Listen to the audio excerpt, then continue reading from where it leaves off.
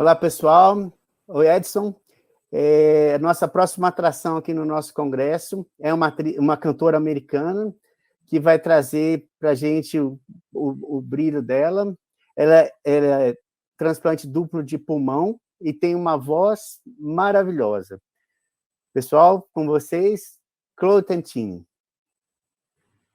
Molto grazie. Let's do it. Let's start with some music.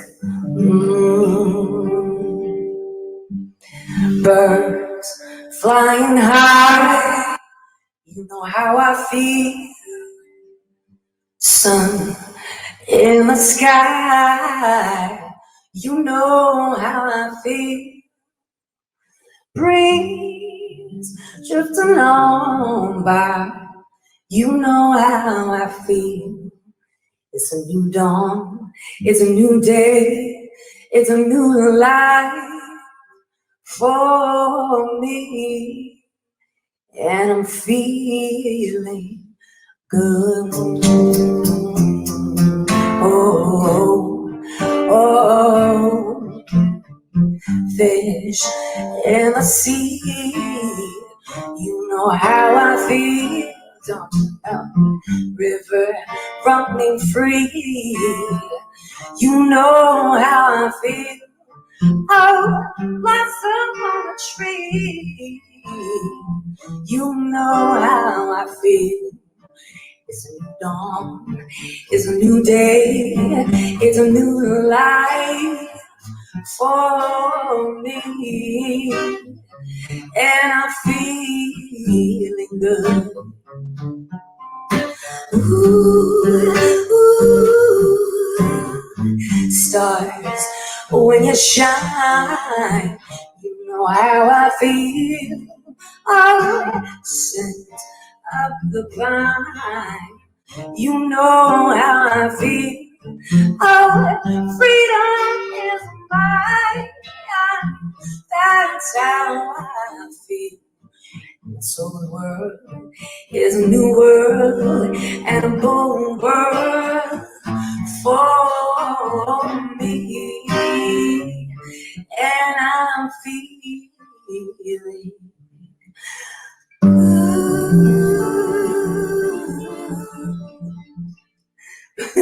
Woo! Dave Barry. Very beautiful, very beautiful. Thank you. Thank you, Chloe. Thank you, David. Chloe, first of all, many thanks for being here with us today. You have been an inspiration from many people, many in the US, and now certainly for Brazilians too. Could you please talk a little about your beautiful story for us? Well, thank you so much. Haroldo, am I saying it right? Haroldo. Yes. At least I can say your name correctly. So my story is very long, but I'll try to make it as short as possible. It was basically 5 years of trying to be diagnosed by so many doctors. And I was finally diagnosed with severe pulmonary hypertension. When they found it, I was in heart failure. It was terrible. I was told that I didn't have much time left to live. And that turned into me just doing everything I could, everything in my power to heal my body, because I not only had PH, but I had pulmonary occlusive disease, which is even more severe than pulmonary hypertension. Long story very short. Oh goodness, it's crazy what happened, but I basically got worse and worse and worse, and ended up one day with my heart at 175. I was walking on the treadmill and it was just beating so quickly. I ended up in the ER, I ended up in the ICU, I ended up going into cardiac arrest. I was in a coma for 4 days, and then I was on life support for 21 days on ECMO. And the idea of a transplant at that time was so scary to me. It had always been very scary to me, a lung transplant. And I say this, and it's a weird thing to say, but I was almost more scared of a transplant than of dying at that point, because I didn't understand. There was so much I didn't understand. And when I was faced with death, I started to change. My whole mindset completely changed, and we started, praying that I could survive, of course, and that lungs would come in. And miraculously, I was really at the point where nobody thought I was going to make it. And lungs came in on August 4th. They came in on August 5th. I had the procedure, and it was just the most unbelievable situation. Because, you know, you go psychologically from thinking you're gonna die to having this new life with these new lungs, and now feeling like I'm living for two people, you know? So it's just the most incredible gift. I'm so grateful to be alive. I don't even know what to say or what to do, you know? So I tell people I'm the happiest person on earth. That's the easy way, you know, to explain. Okay. Hi, Chloe. This is Edson. Well, Hi. First, thank you very much, you know, for you to be with us in our Congress.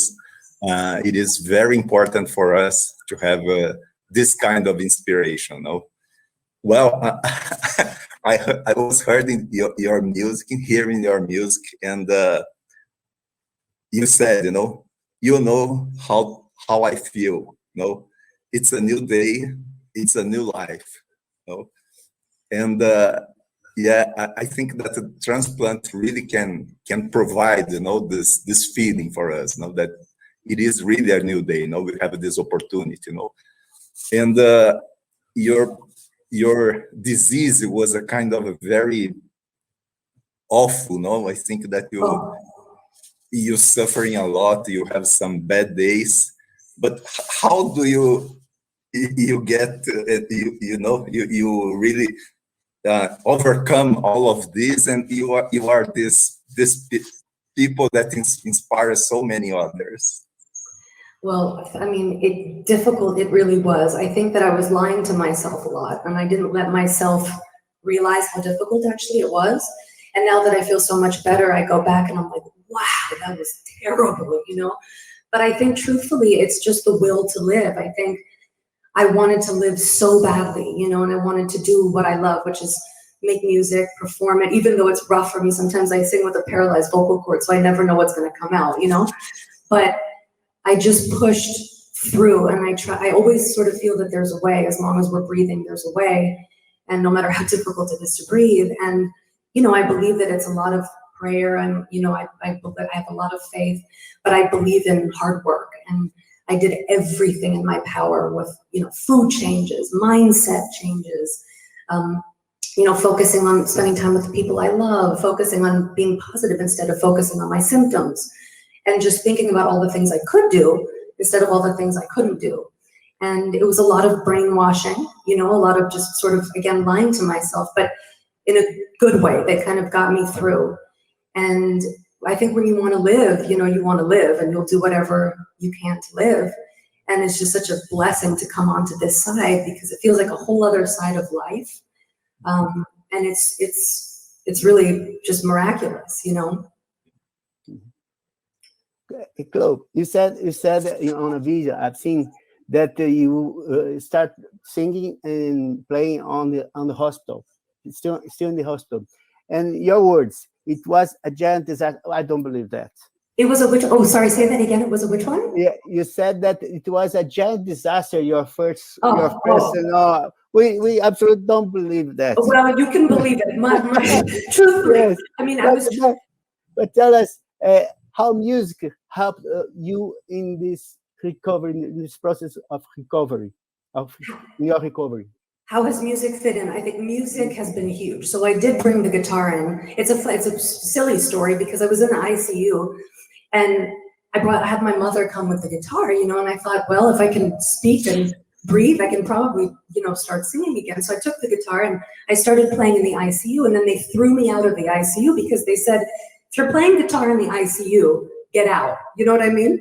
So I was doing this because I really believed that singing and using my lungs in that way was going to help me become stronger more quickly. So I didn't stop. I kept going. But yes, Haroldo, it was a giant disaster.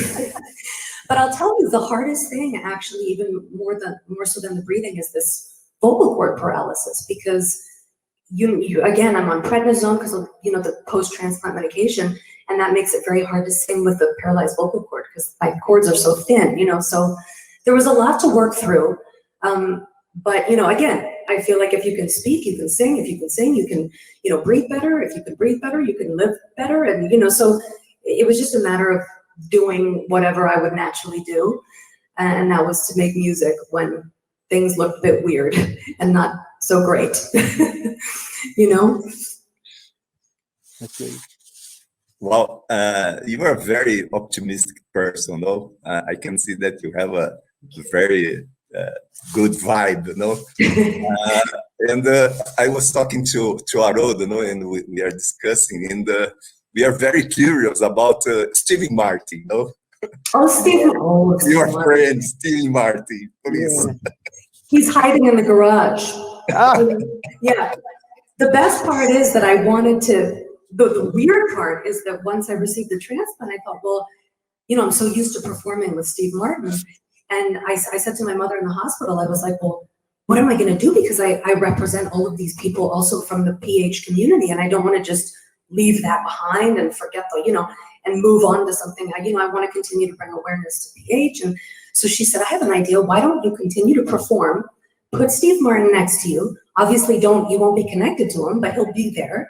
And then you can just introduce everybody and tell your story through Steve Martin. You know, this was that and this. So I was like, oh, that's an interesting idea. So I now have a fake Steve Martin. I bought it, which is crazy to think that I would ever buy an oxygen tank and not be given the oxygen tank from, you know, the store, the place they used to send them. But anyway, so I have this fake oxygen tank that I don't want to look at ever. And I'm not sure what I'm going to do with him because every time I see him, I'm like, oh, I get this terrible feeling, you know? So who knows? But right now he's sleeping in the garage. Oh. Yeah. Yeah, that's fine. And you said that you are very grateful to the doctor that your transplant. Doctor, I have name here. Abbas Ardahali, yes. Yes. And you have some words for the doctors and for the donors? You know, I say this, that I keep saying it like it makes me almost tear every time I think about it, but these people have literally saved my life in the truest way you could ever mean that. So I don't think that words, and I say this all the time, but I don't think any words could ever properly thank them for saving my life. I just am so grateful to this man, Dr. Ardahali, he had a good sense of who I was from the very beginning. And he knew that I was one of those cases that not many doctors would have wanted to take on. And he knew that he had to do the surgery. So it was just, and I felt so confident with him, you know, from the moment I met him. And I just was like, oh, please let him be the one. Please let him be the one. And he was the one. And it just, you know, and it was a complicated surgery. It went well, and then things happened, and then they kept going, and then things. So I really needed it to be him. And I really needed it to be that donor. When they gave me those lungs, they gave me what they call imperfect lungs, because I was really at the point where I was going to die. So he chose, I think he was the one who decided, we're giving them to her anyway, and then we can try to cure the lungs once they're in her body. So, and I'm sure you all know all about this because you're in the world of this, but thank God the lungs got in, and, you know, we all sort of worked together to heal the lungs once they were in my body. But yes, I don't know how do you ever thank somebody for saving your life? And to this donor, who I know nothing, really. I wrote a letter, but I don't know if they got it. I don't really know anything. So I just, you know, I met a woman actually in the ICU who had been given organs from the same donor, we realized, which was incredible. She'd been given a heart and I think a kidney. So now she's my sister. But I don't know how to say thank you. Just the most giant thank you could ever say, you know? Wow, fantastic. Well, so many questions. I think that we can just chatting all night long. Okay. But you know, we have here in Brazil almost 80,000 transplanted people. No, yeah, Brazil, it's a very important country in transplantation. No, we have a very important health system that covers all the transplants here in Brazil. But also we have a lot of people in the queue, no? We have more than 40,000 people waiting for organ donation. No? Wow. So I really would like to thank you for your work in this field, you know, your fight, you know, for the organ donation. And I don't know that, no, probably you now is helping a lot of people, you know, with your optimism, with your charisma, you know, with your message, very strong message, and with your voice, you know, that it's very powerful, you know. Thank you. Yeah. Coming back slowly, slowly but surely. Thank you so much. Chloe, we have some kids here in Brazil, in the audience for sure. And you have a social program, Super Brave Kids. Yes. Can you tell us about Super Brave? Absolutely. So again, it's a long story short. It started with, everything is a long story short in my world, you know, but it started with something called the Smile Tour. So we were going to hospitals throughout the US performing for kids, and then coronavirus hit and that ended for obvious reasons. So I thought, now that was inspired by Humeira Bodania, who's an 8-year-old girl who lost her battle to pulmonary hypertension, and she just inspired this whole tour. That had to end for the time being. So I thought, how can I keep, you know, talking to these kids? And so all of a sudden, Super Brave Kids came to mind. I was like, wow, these kids, when I would talk to them in the hospitals, had so many words of wisdom. I was like, how do they know all of this? You know, and because they've been through so much, they had the answers to life's, as I say, most challenging questions.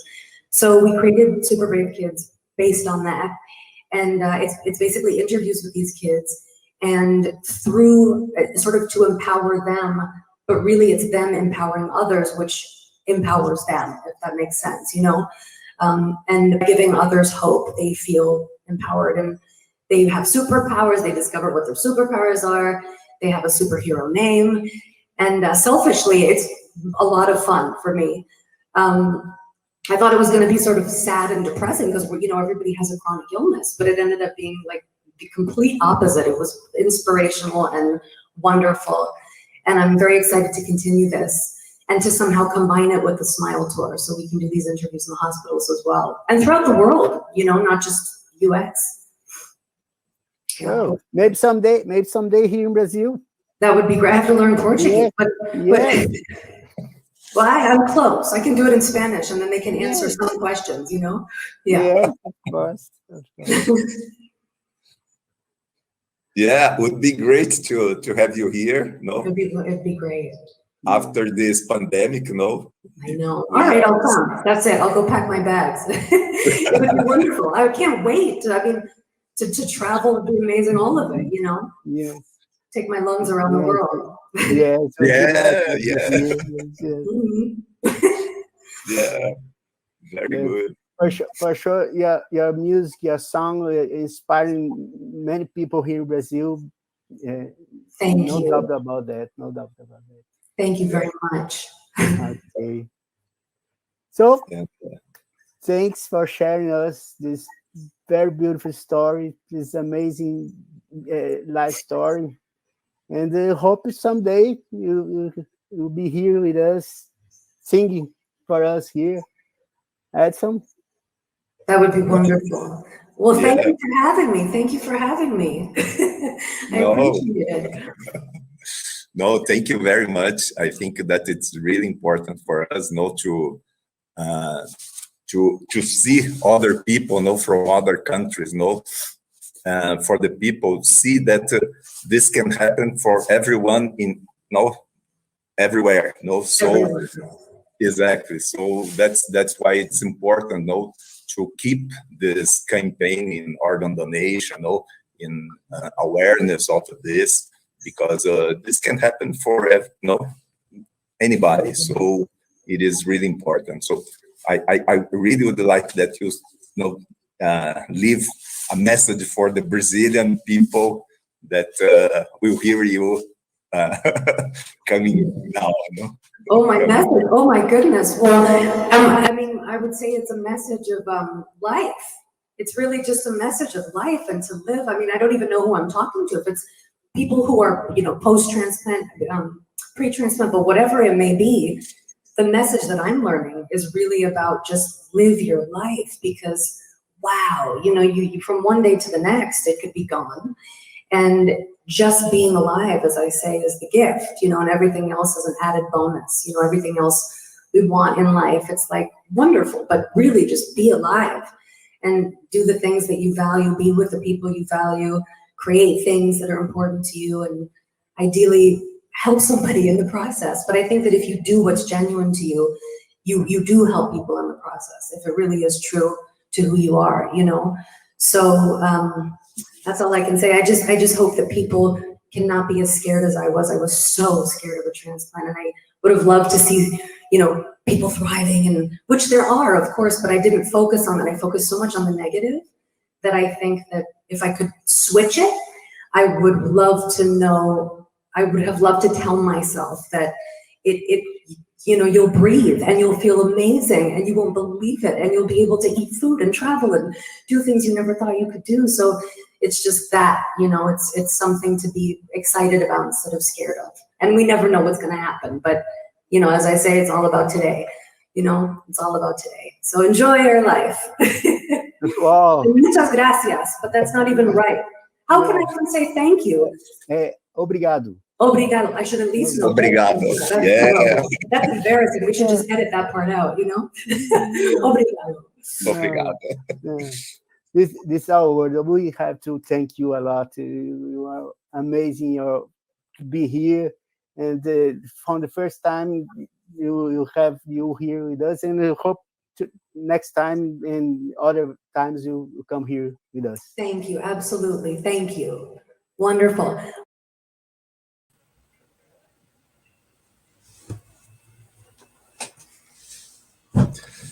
Que legal, hein, Haroldo? Muito bom, né, gente?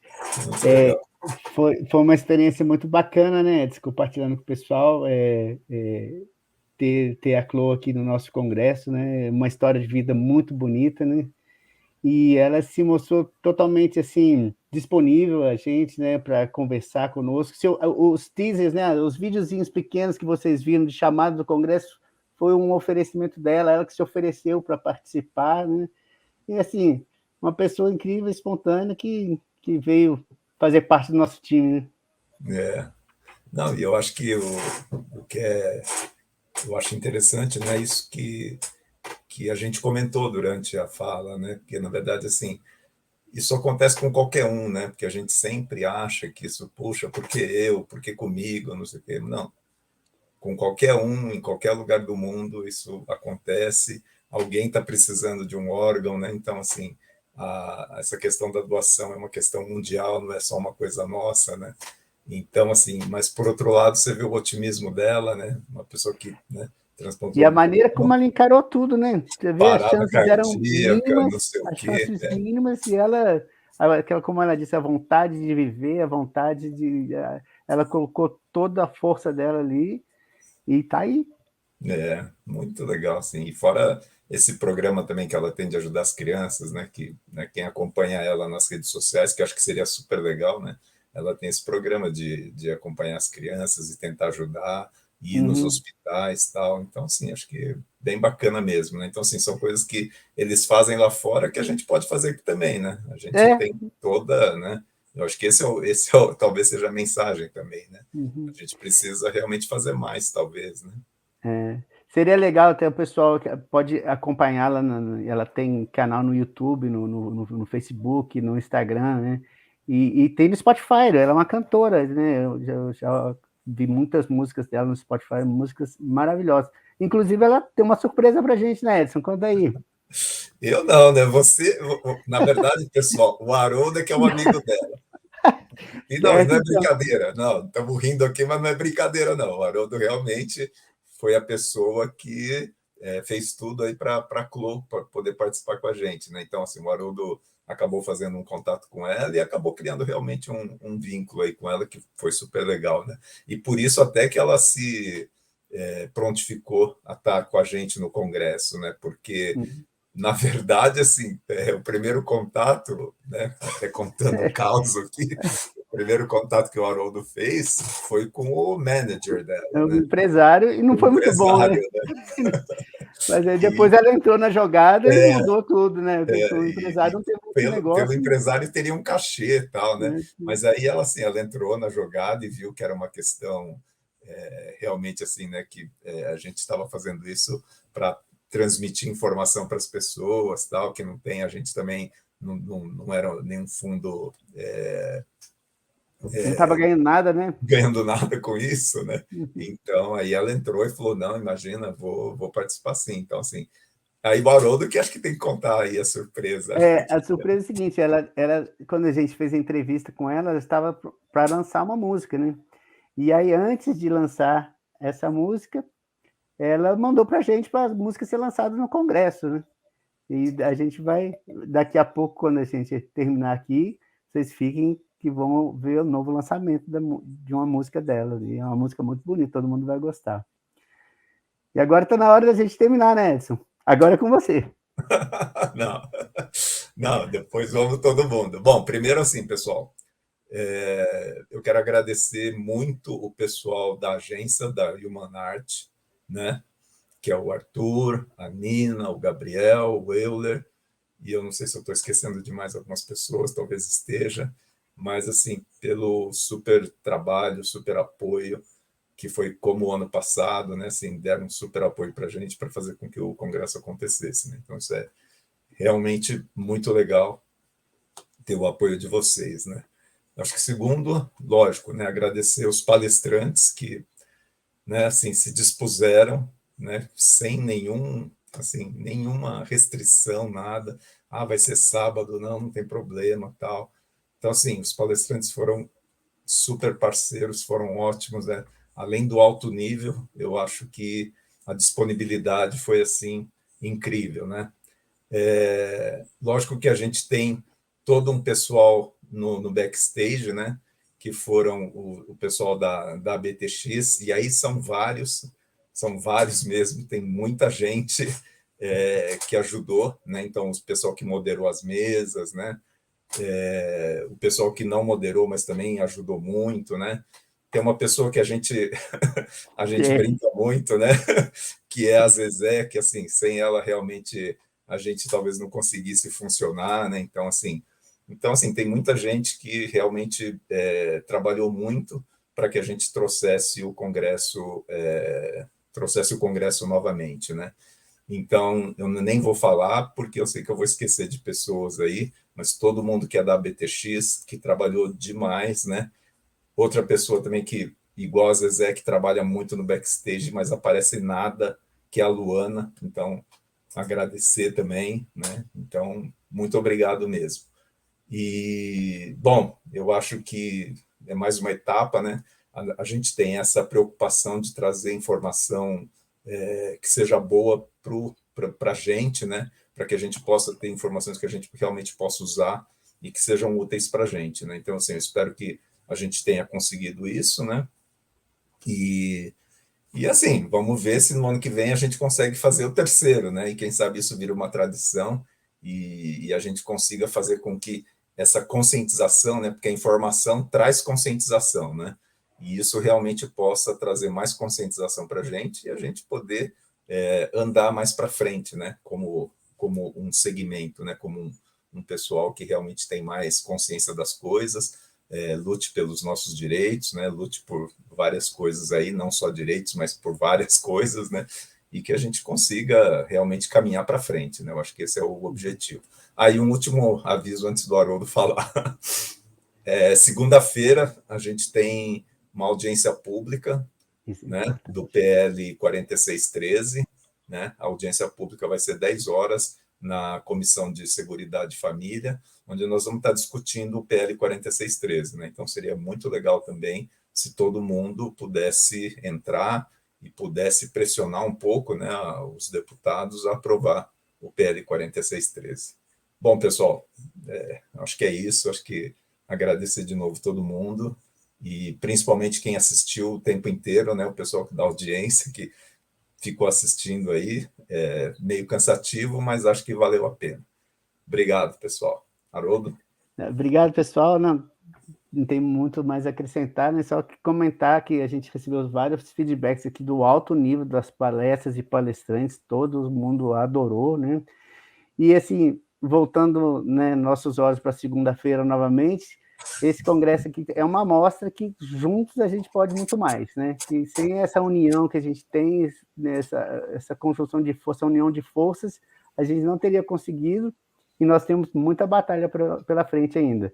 Né? Depois da música da Chloe, tem mais um vídeo de encerramento, não é isso, Edson? Isso, tem sim. Fica Então, tá aí. bom. Fica, Fica pessoal. aí. Tchau, tchau, gente. Muito obrigado. Falou, Beijo para pessoal. todos. Até mais. So lucky, lucky. Oh, I'm so lucky.